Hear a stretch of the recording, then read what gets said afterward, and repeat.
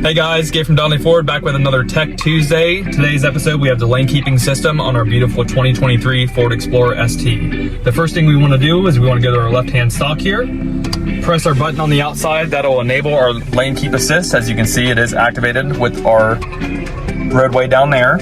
Next thing we want to do is we want to go to driver's assistance settings. In our settings menu here, we will click on our lane keeping system. We have three different modes to choose from. We have alert, aid, or both. The alert will make a noise when you're departing your lane. The aid will help push the steering wheel back towards the center of the lane, and both will obviously do both of them.